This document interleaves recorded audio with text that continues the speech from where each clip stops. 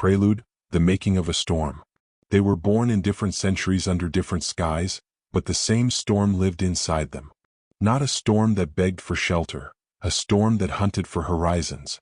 Thomas Shelby learned young that softness attracts teeth. Ragnar Lothbrok learned young that the sea respects only those who face it. One forged himself in streets filled with smoke and schemes, the other in fields ruled by weather and war. Both discovered the same law: the world will not hand you control, you have to take it and then learn to carry it. What made them who they became was simple and brutal. Thomas was shaped by scarcity and war. Scarcity taught him calculation, war taught him that order is something you impose or you get swallowed by someone else's. Ragnar was shaped by hunger and horizon. Hunger made him restless, the horizon made him curious. Each chose a weapon. Thomas chose the mind, patience, planning, pressure. Ragnar chose direction, movement, momentum, myth. Different tools, same purpose, never kneel. Lesson 1. Where you start is irrelevant. What matters is the fire you carry forward. Thomas, the law of scarcity. His childhood turned money into oxygen. Every coin had a pulse. Every favor had interest. He learned to scan a room and spot leverage, the nervous twitch of a debtor, the arrogance of a man who felt safe, the way fear spreads quicker than truth. After the trenches, he made a private rule: no one ever decides for me again. That rule sat behind every quiet stare and every delayed smile. The fire in him wasn't rage, it was precision. He didn't rush. He didn't beg. He waited until the math said, now. Ragnar, the law of the horizon. The land told him a cruel truth: if you do what everyone does, you die the way everyone dies. He stared at the edge of the known world and felt insulted by it. A plow teaches rhythm, a boat teaches appetite. Ragnar decided that fear would be a compass, not a prison. If something terrified him, that was the signal to move toward it. If there is more, I will find it. His fire wasn't noise, it was direction. When the wind slammed the mast, he smiled. Storms were just untrained beasts. Mirror. Both men learned early that beginnings are excuses. Thomas converted pain into plans. Ragnar converted longing into movement. Different roads, same ignition. Takeaway for anyone: your starting point matters less than your rule. Pick one rule you can live by when things go dark. I will decide, I will move, I will persist, and let it steady you. Lesson 2. Leadership is not about making people comfortable. It is about making them believe in something bigger than themselves. Thomas, building faith from fear. He never shouted to get a room in line. He removed oxygen. He made sure people felt that aligning with him was survival and opposing him was a countdown. But beneath the steel was a clear promise: stay with me and you will be part of something that grows. He understood human currency. Men want safety, status, and a story that justifies their risks. Thomas gave them all three. He translated chaos into plans and plans into pay. When he shook a hand, he was already 3 moves past it. That's why people followed, not because they were comfortable, but because they felt inevitable beside him. Ragnar, building faith from vision. He never sold protection, he sold meaning. He pointed at the sea and offered the oldest bargain: I can make your life feel larger than your fears. He spoke to the part of people that wants to matter. Glory is not about applause. It's about knowing your days leave teeth marks on the world. Ragnar let his men borrow his eyes. Through them they saw new lands, new gods, new reasons to endure pain. They didn't follow for safety. They followed to meet a bigger version of themselves. Mirror. Thomas organized fear into order. Ragnar organized courage into motion. Both made belief practical. Belief is the strongest fuel when it rides in the same cart as bread and victory. Takeaway for anyone: don't promise comfort. Promise a path. Show people who they can become next week if they start today, then make that path cost something. People respect what they pay for. Lesson 3.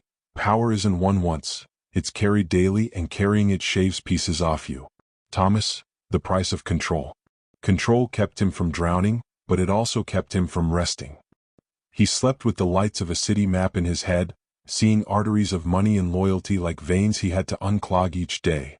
Politics tasted like poison, but he drank because poison in your hand is safer than poison in your enemies. He learned that trust is expensive and often counterfeit. The more he protected his family, the more his distance from them grew. He told himself it was the only way. He was not lying, and that was the tragedy. Ragnar, the price of reach. The further he sailed, the more his world fractured. Sons with different destinies, friends with different gods, loyalties that shifted with the tide. Vision gathered people. Victory separated them. He understood that if you outgrow a village, you outgrow some of the people in it. But knowing this did not make it easier when the knife came from a familiar hand. The sea had taught him to let go. Letting go still hurt. Mirror. Power stretches your capacity and thins your peace. Thomas accepted paranoia as a cost of breathing. Ragnar accepted loss as a tax on greatness. Neither looked back because the crown only fits when you keep moving. Takeaway for anyone. Every win adds weight. Learn to carry it or it will bend you into someone you don't recognize. Protect a small circle that tells you the truth, and listen before you want to. Lesson 4. If your ambition destroys what you love, you didn't win. You engineered a beautiful cage. Thomas, the cage of competence. He was so good at solving problems that he kept building problems to solve. Peace scared him because peace meant hearing himself think. So he stayed in motion, telling himself it was for the family, for the future, for the name. In quiet moments he felt the emptiness nip at his heels. His answer was another deal, another move, another layer of armor. The cage was elegant. Wealth, respect, reach. The lock was simple. Just one more step, then I'll rest. Ragnar, the cage of legend. He became the story he told. The problem with myths is that they don't retire. People don't want a legend to be a husband or a father. They want a legend to be a legend. When he tried to be both, something tore. The ocean always whispered louder than the hearth. The call that made him extraordinary also made him absent. He told himself it was for the tribe, for the discovery, for the meaning. The gods he challenged were quiet. His own heart wasn't. Mirror. Both men learned that cages can look like palaces. They learned that for them can become for me without you noticing. They learned that the strongest chains are forged from your best traits. Takeaway for anyone. Audit your wins. If the price of the next goal is the person you promised to be, change the goal or accept the loss with open eyes. Don't pretend the cage is a throne. Lesson 5. The summit isn't the end. It's the start of a lonelier climb. Thomas, the quiet on the peak. At the top, noise fades. Requests turn into calculations, friendships into negotiations, love into strategy. He felt a pressure most never meet. Now that I have it, I must not slip. The fear of falling replaces the joy of rising. He ate well and tasted nothing. He drank strong and felt nothing. The map kept him company. He mistook vigilance for purpose until the distinction started to hurt. Ragnar, the wind on the peak. The higher the mast, the harsher the wind. At the summit, applause becomes expectation. Expectation becomes debt. He began to sense that every new land won required a sacrifice from somewhere inside him. The men still cheered. The ocean still beckoned. He started to wonder if the voice calling him forward was curiosity or an addiction to distance. Mirror.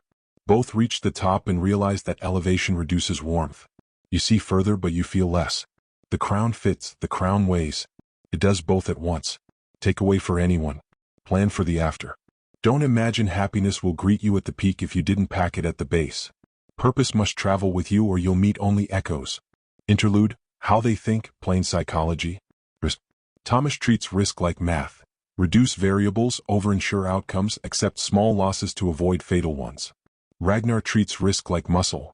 Train it, stretch it, and it will carry you further. Both are right, if you know which body you live in. Fear. Thomas converts fear into pressure on others. Make them sweat first. Ragnar converts fear into direction. Row toward it and shrink it. Both refuse paralysis. Trust. Thomas trusts systems he controls. Ragnar trusts momentum he leads. Both use loyalty but do not worship it. They learn the hard way that loyalty is seasonal. While Thomas protects by building walls, it looks like distance. Ragnar loves by returning with proof. It looks like absence. Both are loving and dangerous, often at once. Identity. Thomas believes survival demands authorship. Ragnar believes meaning demands discovery. Neither wants a life that happens to them. Lesson 6. Vision without discipline is fantasy. Discipline without vision is a treadmill. Thomas, discipline first. He could outwork any room, but the discipline served a picture in his head. A family beyond anyone's reach, a name that could not be cornered. Without that picture he would have merely been efficient. With it he became inevitable. Ragnar, vision first. He could see what didn't exist yet, but he tied it to drills. Boatcraft, weather reading, route memory, morale management. Without those routines he would have drowned as a dreamer. With them he turned fables into maps. Mirror. Vision is the why, discipline is the how. The order you favor becomes your style, having both becomes your edge. Takeaway for anyone. Write the picture. Build the routine that pays for it. If your days don't point at your picture, change either the days or the picture. Lesson 7. Purpose is the only antidote to the weight of power. Thomas, a purpose beyond control. When his purpose collapsed into mere maintenance, keep the empire alive, the weight multiplied. When he pointed his power at something cleaner, protect, provide, end a cycle, the weight became carryable. Not light, carryable. Ragnar, a purpose beyond glory. When his purpose was discovery, he could endure storms. When it drifted into reputation, the storms felt colder. Glory is hollow when it stops being a doorway and becomes the room. Mirror. Power is neutral. It's either a tool that serves what matters, or a mirror that magnifies what's missing. Takeaway for anyone. Name one thing your strength serves that would still matter if you lost your status. Put it on paper. Revisit it when you win. The summit revisited what they finally knew. At the top, both men learned the same quiet truth. The crown doesn't come off. It changes your posture, edits your friendships, taxes your sleep. If you didn't build a self that can carry it, the crown will shape you into its own caretaker. That is when strong men begin to tip into ghosts, present, powerful, and somehow absent from their own lives.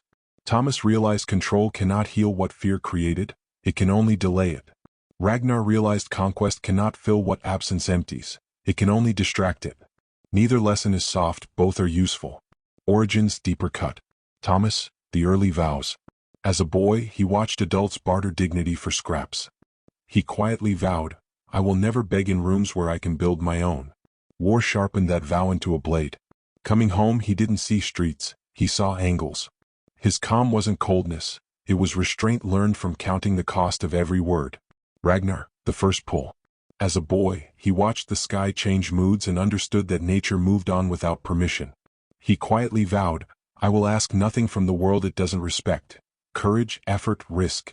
When the sea first lifted his boat, he felt his life finally speak. The smile people saw wasn't arrogance, it was recognition. Practical map for anyone reading. Make one rule that outlives a bad week. Thomas, I decide. Ragnar, I move. Yours, pick and keep. Use fear as data, not a stop sign. Ask, what is it warning me about? Skill gap, timing, values? Fix the gap. Adjust the time. Honor the value. Separate love from strategy. Don't protect people by disappearing behind walls or quests. Bring them into the plan or you will plan around them. Schedule meaning. Put time on the calendar that isn't about growth but about roots. The peak is colder, pack warmth on purpose. Define enough before you reach it. If you don't, more will define you and call itself destiny. Epilogue, legacy. Thomas became the king of Birmingham, not only in territory but in tempo. The city moved to his rhythm. Deals, debts, silent nods. He stood above it and felt the hush that comes when you have no equal and no witness. Ragnar became the king of the north, not only in name but in narrative. Men spoke his story across fires, shaping themselves by it. He stood before oceans and felt the tug that had always owned a piece of him. Two men. Two eras. Two worlds. One truth. The world belongs to the ruthless, but the heart belongs to those who can carry power without letting it erase who they are. That is the rarest victory, not the crown on your head, but the self you still recognize beneath it.